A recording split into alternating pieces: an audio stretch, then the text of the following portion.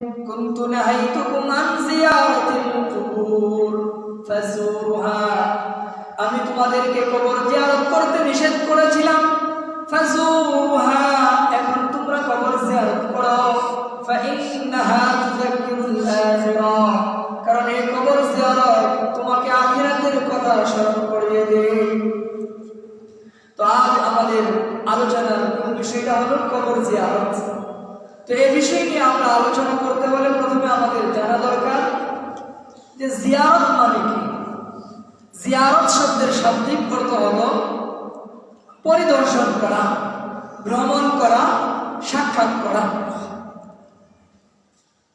আর জিয়ারতুল কুবুর তথা কবর জিয়ারতের অর্থ হলো কবর পরিদর্শন করা। এই অর্থটা আমরা মুসলিম শরীফের 976 নম্বর হাদিস থেকে জানতে পারি। 976 নম্বর হাদিসে রাসূল করিম সাল্লাল্লাহু আলাইহি ওয়াসাল্লাম বলেন, ইস্তাযানতু রাব্বি আন আস্তাগফিরা লিউম্মি। রাসূল বলেন, আমি আমার রবের কাছে আমার মায়ের জন্য ক্ষমা প্রার্থনা করার অনুমতি চাইলাম। ফালাম ইয়াযান লি, তিনি আমাকে এ ব্যাপারে অনুমতি দিলেন না। ওয়াস্তাযানতুহু আন আযুরা কবরাহা, আমি আল্লাহ রাব্বুল আলামিনের কাছে তার কবর জিয়ারত করার জন্য প্রার্থনা করলাম, অনুমতি চাইলাম। ফাআযিনা লি, আল্লাহ রাব্বুল আলামিন আমাকে আমার মায়ের কবর জিয়ারত করার অনুমতি দিলেন। তো খেয়াল করতে হবে, হাদিসের মধ্যে রাসূল আল্লাহর কাছে অনুমতি চাইলেন যে আমার মায়ের জন্য একটু ক্ষমা চাই, আল্লাহ আমার মাকে মাফ করে দেন। কিন্তু রাসূল আল্লাহ এই অনুমতি দিলেন না। অনুমতি দিলেন কিসের? যে কবর জিয়ারত করতে পারবেন। তে আমরা কবর জিয়ারত করি কেন? যাতে আমার বাবা মাদেরকে আল্লাহ রাব্বুল আলামিন মাফ করে দেন। তাহলে রাসূলকে অনুমতি দিলেন না, এর অর্থ দাঁড়ালো যে শুধু কবর দেখার অনুমতি দিলেন, তাদের জন্য গুনাহ মাফ করা, মাফ করতে চাওয়া, আল্লাহর কাছে ক্ষমা চাওয়া, এই অনুমতি দেন নাই। এর পিছনে অনেক কারণ আছে। তো হাদিসগুলো দ্বারা এই কথাটা বোঝা যায় রাসূল সাল্লাল্লাহু আলাইহি ওয়াসাল্লামের বাবা মা ছিলেন মুশরিক। আর আল্লাহ রাব্বুল আলামিন পবিত্র কোরআনের মধ্যে বলেন যে মুমিনদের জন্য মুশরিকদের জন্য উচিত নাই মুশরিকদের জন্য দোয়া করা ইত্যাদি কারণ।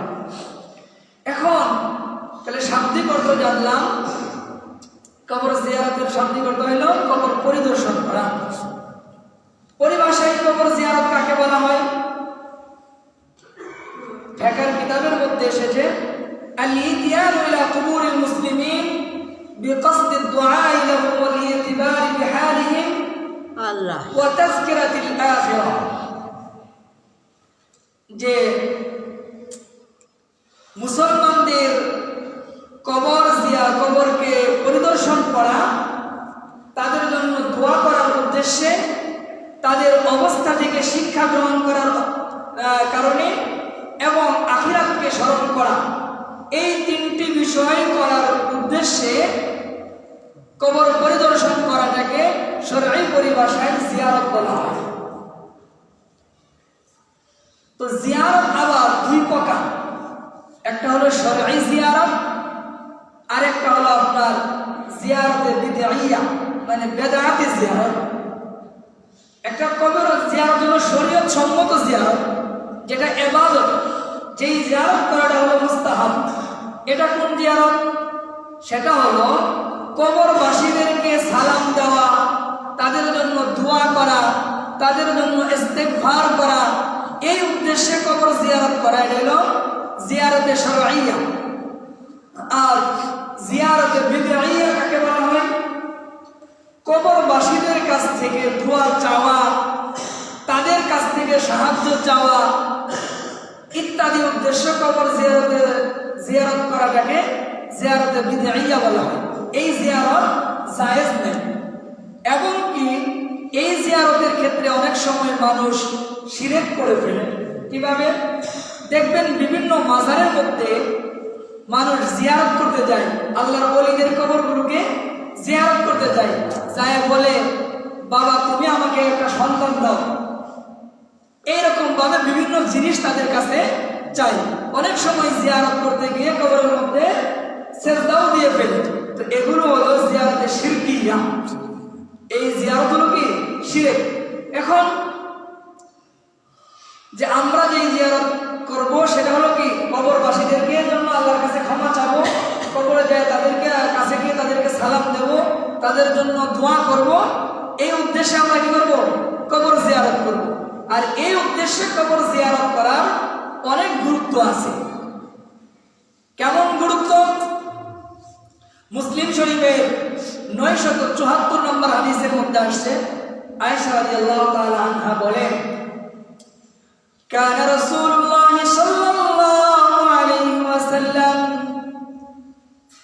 কুল্লামা কানা লাইলাতুহা মিন রাসূলিল্লাহ সাল্লাল্লাহু আলাইহি ওয়াসাল্লাম ইখরুজু মিন আখিরিল লাইলি ইলাল বাকির। হযরত আম্মা জানা আয়েশা সিদ্দিকা রাদিয়াল্লাহু তাআলা আনহা বলেন, ওই যেই দিনই রাসূলুল্লাহ সাল্লাল্লাহু আলাইহি ওয়াসাল্লাম আমার বাড়িতে থাকতেন, যেই রাতে আমার বাড়িতে অবস্থান করতেন, ইখরুজু মিন আখিরিল লাইলি ইলাল বাকির, সেই দিনই রাসূলুল্লাহ সাল্লাল্লাহু আলাইহি ওয়াসাল্লাম জান্নাতুল বাকিতে চলে যাইতেন। জান্নাতুল বাকিতে ওই কবরবাসীদের জন্য দোয়া করার জন্য রাসূলুল্লাহ সাল্লাল্লাহু আলাইহি ওয়াসাল্লাম চলে যাইতেন। মানে যেই দিনই থাকতেন ওই দিনই যাইতেন।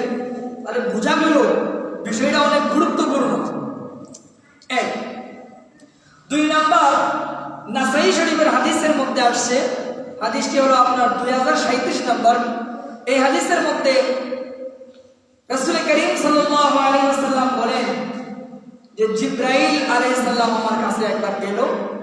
জিবরাইল আলাইহিস সালাম এসে আমাকে ফাআমারানি আন আতিয়াল বাকিয়া ফাআস্তাগফির লাহু, জিবরাইল এসে আমাকে আদেশ দিল, আমাকে আদেশ করলো আন আতিয়াল বাকি, আমি যেন জান্নাতুল বাকিতে যাই।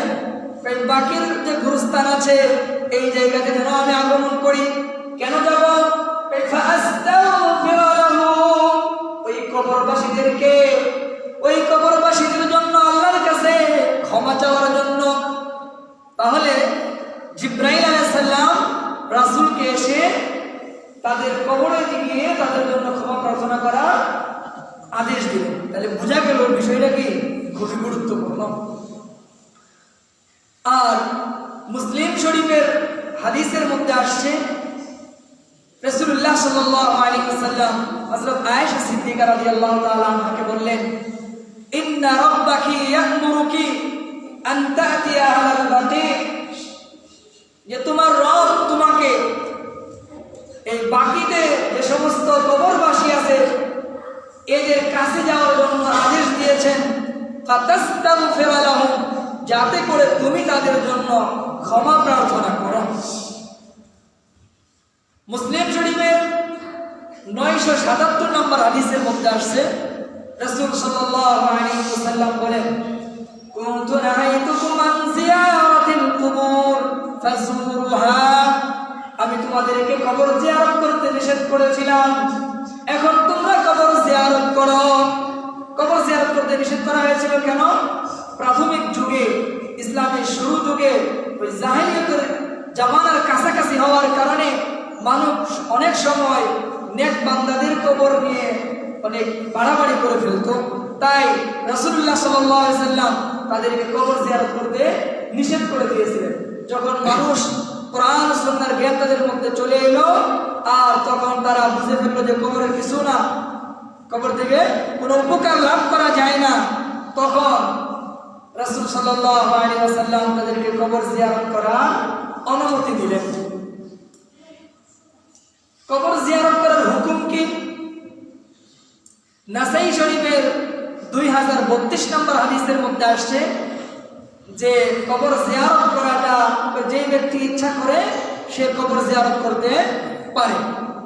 তো এই সমস্ত হাদিসের কারণে উলামায়ে কেরামগণ বলেন যে পুরুষ মানুষের জন্য কবর জিয়ারত করাটা হলো মুস্তাহাব, মানে একটা ইবাদতের বিষয়।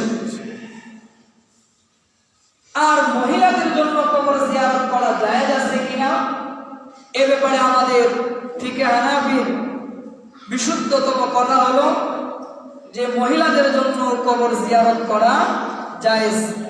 তবে মহিলাদের জন্য কবর জিয়ারত করা জায়েজ কিছু শর্ত সাপেক্ষে। আর পুরুষদের জন্য কবর জিয়ারত করার জন্য আপনার পুরুষদের জন্য এই যে শরঈ যে জিয়ারত আছে এই জিয়ারতটা হলো পুরুষদের জন্য মুস্তাহাব। দলিল হিসেবে নাসাই শরীফের এই হাদিসটা আমরা উল্লেখ করতে পারি।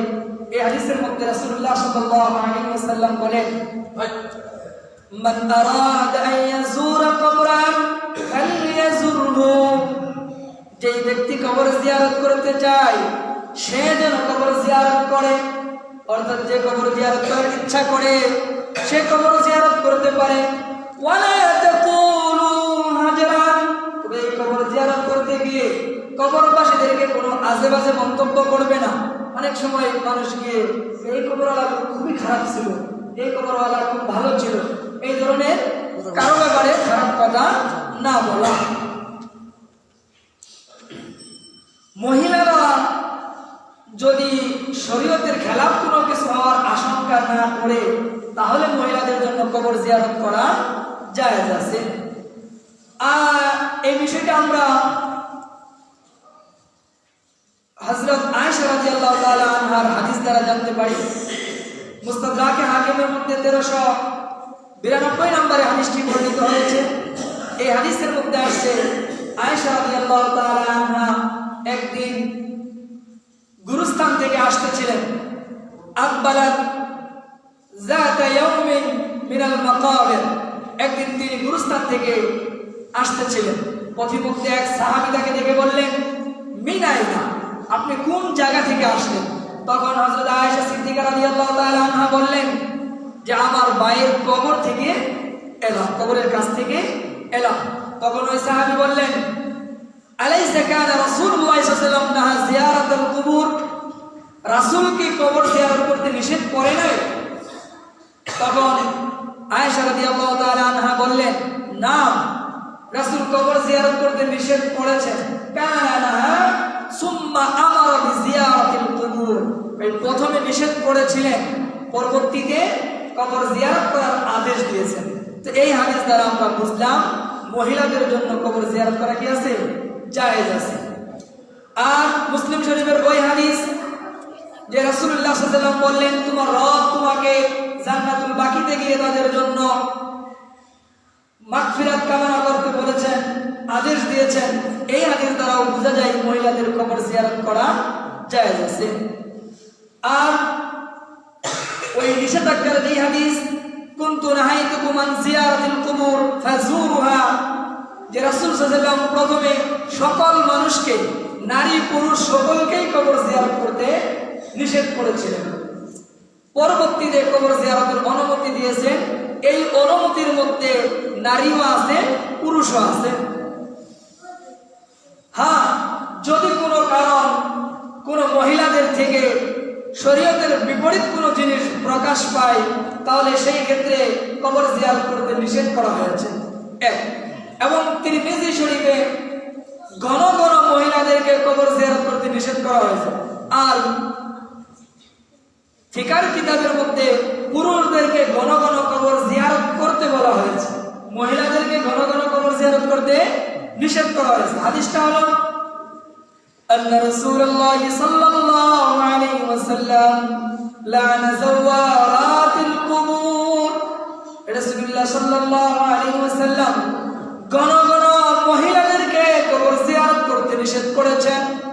এর বেশ কিছু কারণ আছে। মহিলারা অনেক সময় কবর জিয়ারত করতে যে কান্নায় ভেঙে পড়ে, জোরে জোরে কান্না করে, জাজা করে, অনেক সময় পর্দার খেলাপি করে, বিভিন্ন গুনাহের আশঙ্কা থাকে। এক হাদিসের মধ্যে আসছে রাসূল সাল্লাল্লাহু আলাইহি সাল্লাম একবার দেখলেন এক মহিলা, তার কোনো আত্মীয় স্বজন মারা গিয়েছে, কবরের পাশে বসে খুব করে কান্না করছে। রাসূল সাল্লাল্লাহু বললেন যে এরকম করে কান্না করো না। মহিলাটা রাসূলকে চিনতে পারে নাই, না চিনে বলল, আপনার তো লোক মারা যায় না, আপনি বুঝবেন নাকি? পরবর্তীতে বলা হলো, দেখেন তিনি ছিল রাসূল। তখন রাসূল সাল্লাল্লাহু আলাইহি ওয়াসাল্লামের কাছে ওই মহিলা আবার আসছে ক্ষমা চাওয়ার জন্য। রাসূল বললেন যে প্রথমবারই কি করতে হয়, বিষয়টাকে বুঝতে হয়। তো এই সমস্ত কারণে মহিলাদের জন্য আপনার ঘন ঘন কবর জিয়ারত করতে নিষেধ করা হয়েছে। তবে যদি শরীরে কোনো খেলা প্রকাশ না পায়, শরীয়তের বহির্ভূত কোনো কাজ না হয়, তাহলে মহিলাদের জন্য কবর জিয়ারত করা জায়েজ আছে। এখন কোন সময় কবর জিয়ারত করবেন? জিয়ারতের নির্দিষ্ট কোনো সময় নাই। জিয়ারতের নির্দিষ্ট কোনো সময় নাই। আপনি যখন ইচ্ছা তখনই কবর জিয়ারত করতে পারবেন। ফিকহের কিতাবের মধ্যে বলা হয়েছে যে পুরুষের জন্য ঘন ঘন বেশি বেশি কবর জিয়ারত করাটা হলো মুস্তাহাব। ঘন ঘন বেশি বেশি কবর জিয়ারত করাটা কি মুস্তাহাব। পারলে আমাদের জন্য উচিত যে দিনে কয়েকবার যাওয়া। এটা না পারলে কমস কম কি করা, দিনে একবার করা। এটাও যদি না পাই তাহলে কি করা, সপ্তাহে একবার যাওয়া। ফতোয়া শামির মধ্যে আসছে তুজারু কুল্লু উসবুইন, যে প্রত্যেক সপ্তাহে কবর জিয়ারত করা হতো। আমরা যদি হযরত আয়েশা সিদ্দিকা রাদিয়াল্লাহু তাআলা আনহার হাদিসটাকে বুঝার চেষ্টা করি, এই হাদিসের মধ্যে তিনি বলেন লাম্মা কানাত লাইলাতি আল্লাতী হুয়া ইনদি, যে রাতে রাসূল সাল্লাল্লাহু আলাইহি ওয়াসাল্লাম আমার কাছে অবস্থান করতেন, আমার কাছে থাকতেন, কুল্লামা কানা লাইলাতুহা মিন রাসূলিল্লাহি সাল্লাল্লাহু আলাইহি ওয়াসাল্লাম ইয়াখরুজু মিন আখিরিল লাইলি ইলাল বাকি। রাসূল সাল্লাল্লাহু আলাইহি ওয়াসাল্লাম প্রত্যেক রাতে কবর জিয়ারতে যাইতেন। আর রাসূল সাল্লাল্লাহু আলাইহি ওয়াসাল্লামের স্ত্রী কয়জন ছিলেন? একসাথে 9 জন জীবিত ছিলেন। তার মানে সিরিয়াল আসতে কয়দিন লাগে? 9 দিন। এক এক দিন করে থাকলে 9 দিন। তাহলে 9 দিন পরে পরেই রাসূল সাল্লাল্লাহু আলাইহি ওয়াসাল্লাম কি করছেন? কবর জিয়ারতে গেছেন। আর অন্য স্ত্রীদের দিনে কবর জিয়ারতে যান নাই, এই কথা তো প্রমাণিত নাই। কথা বুঝতে পারছেন? তার মানে বোঝা যায় আমাদেরকে বেশি বেশি কি করতে হবে, কবর জিয়ারতে যেতে হবে। তবে ফিকার কিছু কিতাবের মধ্যে শুক্রবারে কবর জিয়ারতের কথা একটু গুরুত্ব দেওয়া হয়েছে, ফজিলত বলা হয়েছে। যেমন ইমাম নববী রাহিমাহুল্লাহ রচিত কিতাব আল মাজমু' লিন নববী, এই কিতাবের মধ্যে আসছে ইস্তাহিব্বু আন ইয়াখরুজা কুল্লা ইয়াউমিন ইলাল বাকি'i, যে প্রত্যেক দিন বাকি এই গুরুস্থানে যাওয়াটা, মদিনার যে গুরুস্থানের নাম হলো জান্নাতুল বাকি, খালি বাকি, এটা আমরা আবার জান্নাতুল বাকি বলে ডাকি, তাই না? এই বাকিতে প্রত্যেক দিন যাওয়া উচিত, খুসুসান ইয়াউমুল জুমআ, বিশেষ করে জুমার দিন। আর ফিকহে হানাফির একটি বড় ফতোয়া গ্রন্থ হলো ফতোয়া শামী, যেটার আসল নাম হলো রদ্দুল মুহতার আলা দুররিল মুখতার। এই কিতাবের মধ্যে আসছে ইল্লা আন্নাল আফদাল ইয়াউমুল জুমআ, উত্তম হলো জুমার দিন কবর জিয়ারত করা। তবে এই জুমার দিন কবর জিয়ারত করার ক্ষেত্রে যে হাদিসটি বর্ণনা করা হয়, সেই হাদিসটা হলো মান যারা কবর আবাওয়াইহি আও আহাদুহুমা ফি কুল্লি জুমআতিন গুফিরা লাহু ওয়া কুতিবা বাররান, যে ব্যক্তি প্রত্যেক জুমার দিন তার পিতামাতার কবরকে জিয়ারত করে, আও আহাদিহিমা, পিতামাতার কোন একজনের কবরকে জিয়ারত করে, ফি কুল্লি জুমআতিন, প্রত্যেক জুমার দিনে, গুফিরা লাহু, এই ব্যক্তিটাকে ক্ষমা করে দেওয়া হবে, ওয়া কুতিবা বাররান, এবং তাকে ওয়ালাদে সালেহ সৎ বান্দা হিসেবে লিখে দেওয়া হবে, তাকে সৎ বান্দা ধরে নেওয়া হবে। তবে এই হাদিসটি দাঈফ, দুর্বল। অনেকে এই হাদিসটি বানোয়াট হাদিসও বলেছেন। আমরা সবকিছু মিলিয়ে এই কথা বলতে পারি যে কবর জিয়ারতের জন্য নির্দিষ্ট কোনো দিন নেই। আমরা যখনই সুযোগ পাবো তখনই কবর জিয়ারত করব, চেষ্টা করব বেশি বেশি করে কবর জিয়ারত করার জন্য। কারণ এই কবর জিয়ারত করার মাধ্যমে আপনার যেভাবে মৃত ব্যক্তিদেরকে স্মরণ করা হয়, মৃত্যুর কথা স্মরণ হয়, ঠিক সেইভাবে আপনারও আখিরাতের কথা স্মরণ হবে, আর এইগুলোর কারণে আমাদের ইবাদত বন্দেগীটাও বেশি হবে।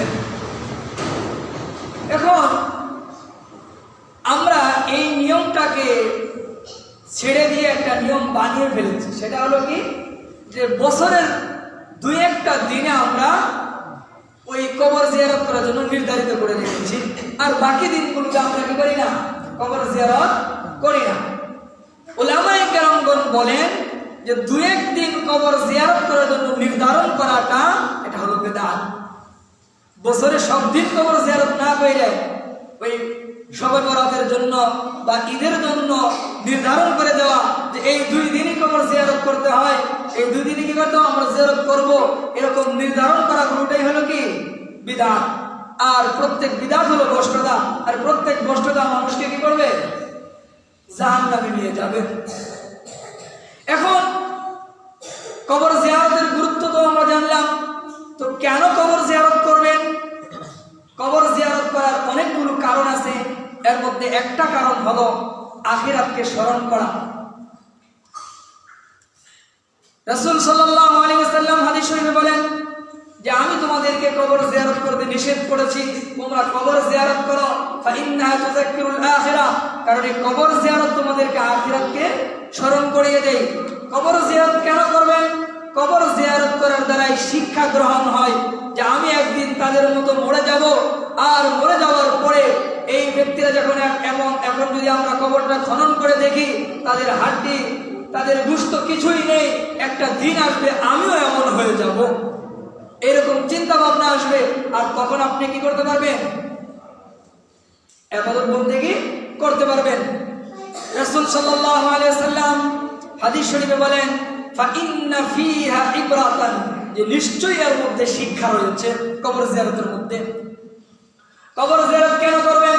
কবর জিয়ারত করার দ্বারাই আপনার মনটা নরম হবে, হৃদয়টা নরম হবে, চক্ষু অশ্রুসিক্ত হবে এবং মৃত্যুর কথা স্মরণ হবে, ফলে বেশি বেশি করে আপনি ইবাদত করতে পারবেন।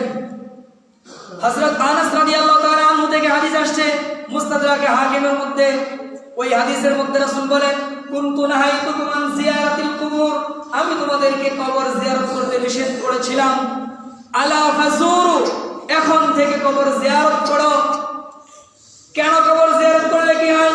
ফাইন্নাহা তারিকুল কুলুব, যে কবর জিয়ারত করার দ্বারাই মানুষের হৃদয়টা নরম হয়, ওয়া তাতমাউল আইন, চক্ষু অশ্রুসিক্ত হয়, ওয়া তুযাক্কিরুল আখিরাহ, আখিরাতের কথা স্মরণ হয়। মুসলিম শরীফের রিওয়ায়াতের মধ্যে আসছে ফাইন্নাহা তুযাক্কিরুল মাউতা, কবর জিয়ারত করার কারণে মৃত্যুর কথা স্মরণ হয়। আমি যখন কবর জিয়ারত করব তখন এগুলো হবে, আর এগুলো হওয়ার কারণে আপনার মধ্যে দিন ধর্ম মানার প্রতি একটা মন মানসিকতা তৈরি হবে। এজন্য আমাদেরকে বেশি বেশি করে কবর জিয়ারত করতে হবে। কিন্তু কিভাবে আমরা কবর জিয়ারত করব? কবর জিয়ারতের নিয়ম হলো প্রথমে গিয়ে সালাম দিবেন। প্রথমে গিয়ে কি দিবেন? সালাম দিবেন। মুসলিম শরীফের 975 নম্বর হাদিসের মধ্যে আসছে রাসূল সাল্লাল্লাহু আলাইহি ওয়াসাল্লাম সাহাবাদেরকে শিক্ষা দিয়েছেন, কানা রাসূলুল্লাহ সাল্লাল্লাহু আলাইহি ওয়াসাল্লাম ইউআল্লিমুহুম ইযা খারাজু ইলাল মাকাবির, রাসূল সাল্লাল্লাহু আলাইহি ওয়াসাল্লাম তার সাহাবাদেরকে শিক্ষা দিয়েছেন যখন তারা মাকবারায় গুরুস্থানে যাবে, ফাকানা কাইলুহুম ইয়াকুলু আসসালামু আলাইকুম আহলাদ দিয়ারি মিনাল মুমিনিনা ওয়াল মুসলিমিন, এরকম ভাবে তাদেরকে কি করবে? সালাম দিবে। কোথাও আসছে আসসালামু আলাইকুম আহলাদ দিয়ার, কোথাও আসছে আসসালামু আলাইকুম আসসালামু আলা দিয়ারিল মুসলিমিনা ওয়াল মুমিনিন, কোথাও আসছে আসসালামু আলা আহলিদ দিয়ার, এরকম করে শব্দ আসে। মোট কথা হলো গুরুস্থানে গিয়ে কি করা? সালাম দেওয়া, 1 নম্বর কাজ। 2 নম্বর কাজ হলো গুরুস্থানের মানুষের জন্য দোয়া করা। প্রথমে আপনি যার উদ্দেশ্যে জিয়ারত করতে গিয়েছেন তার জন্য দোয়া করেন, এরপর গুরুস্থানের সকল মুর্দাদের জন্য, এই কবরবাসীদের জন্য আপনি দোয়া করেন। দোয়াটা কিভাবে করবেন? হাত তুলেও দোয়া করতে পারেন, এমনিও দোয়া করতে পারেন। রাসূল সাল্লাল্লাহু আলাইহি সাল্লাম হাদিস শরীফে বলেন, বেশ কয়েকটি হাদিসের মধ্যে শব্দ আসছে আল্লাহুম্মা গফির লিআহলিল বাকিউল গারকাদ, আল্লাহ বাকিতে অবস্থিত কবরবাসীদেরকে আপনি মাফ করে দিন। আপনি মনে মনে দোয়া করতে পারেন, অথবা হাত তুলেও কি করতে পারেন, দোয়া করতে পারেন। নাসাই শরীফের মধ্যে হাদিস আসছে যে রাফা ইয়াদাইহি সালাসা মাররাত ফাতালা, রাসূল সাল্লাল্লাহু আলাইহি সাল্লাম একবার কবরে গিয়ে 3 বার হাত তুলে দোয়া করলেন। ফাতালা দীর্ঘক্ষণ দোয়া করলেন। কিভাবে দোয়া করবেন? দাঁড়িয়ে দাঁড়িয়ে দোয়া করবেন। এরপরে ইস্তিগফার করবেন। ইস্তিগফার করার অর্থ হলো ইস্তিগফার করা, পড়া না, মানে তাদের জন্য আল্লাহর কাছে ক্ষমা চাওয়া। কিভাবে? ওই যে আল্লাহুম্মা গফির, আপনি তো রাসূল দিয়ে শব্দটা শিখাই দিয়েছে, ওটাও বলবো। এখন তো এটা তো আর আহলে জান্নাতুল বাকি না, এখানে গিয়ে আমরা এভাবে বলতে পারি আল্লাহুম্মা গফির লিআহলিল মাকাম, এই গুরুস্থানের মানুষগুলোকে আল্লাহ আপনি মাফ করে দেন। আরবি না বললে বাংলায় বলুন, আল্লাহ আমার বাবাকে মাফ করে দিন, আমার আত্মীয় স্বজন যারা এখানে শুয়ে আছে তাদেরকে মাফ করে দেন, এখানে যত মানুষ আছে সব মানুষগুলোকে মাফ করে দিন। এইভাবে তাদের জন্য ক্ষমা প্রার্থনা করবেন। জিয়ারত করার জন্য ওযুর প্রয়োজন নাই। ওযু থাকলেও জিয়ারত করতে পারবেন, ওযু না থাকলেও জিয়ারত করতে পারবেন। আরেকটি বিষয় হলো যে জিয়ারত করার সময় কোরআন তেলাওয়াত বা সূরা ইখলাস ইত্যাদি জরুরি নয়। কোরআন তেলাওয়াত করা কিনা জরুরি না, বরং সূরা ইখলাস 11 বার পড়া বা 7 বার পড়া, সূরা তাকাসুর পড়া ইত্যাদি পড়ার যে সমস্ত হাদিসগুলো এসেছে, এই হাদিসগুলো সনদের দিক দিয়ে দুর্বল। এজন্য এগুলো না পড়লেও কোনো সমস্যা নেই, আপনার কবর জিয়ারত হয়ে যাবে। মাত্র 3টা কাজ করতে হবে। কয়টা কাজ? সালাম দিবেন, তাদের জন্য দোয়া করবেন এবং তাদের জন্য ক্ষমা প্রার্থনা করবেন। এই 3টা কাজ করলেই হয়ে যাবে, আপনার জিয়ারত হয়ে যাবে। আজকে যে আলোচনা আমরা করলাম, তো এই আলোচনার মূল বিষয়টা হলো যে কবর জিয়ারত করা, শান্তি করতে হলো আপনার রোগ পরিদর্শন করা, পরিভাষায় তাদের জন্য দোয়া করা, ক্ষমা করার উদ্দেশ্যে কবর পরিদর্শন করাকে কবর জিয়ারত বলা হয়। আর এই কবর জিয়ারত পুরুষ মানুষের জন্য মুস্তাহাব, আর মহিলারা যদি শরীর খেলার কোনো কাজ প্রকাশ না পায় তাহলে তাদের জন্য জিয়ারত করা জায়েজ আছে। আর কবর জিয়ারত করলে আমাদের উপকার রয়েছে, সেই সাথে মৃত ব্যক্তিদেরও উপকার রয়েছে। কবর জিয়ারতের জন্য নির্দিষ্ট কোনো দিন তারিখ নেই, এজন্য আমরা যখনই সময় পাবো তখনই কবর জিয়ারত করতে যাব। আল্লাহ রাব্বুল আলামিন আমাদের সকলকেই কবর জিয়ারতের বিষয়টি গুরুত্ব দেওয়ার তৌফিক দান করেন। তবে এখানে যে বেদাতগুলি আছে সেই বেদাত থেকে আল্লাহ আমাদেরকে হেফাজত করেন। যারা সুন্নত পড়ি নাই, সুন্নতটা পড়ি নাই।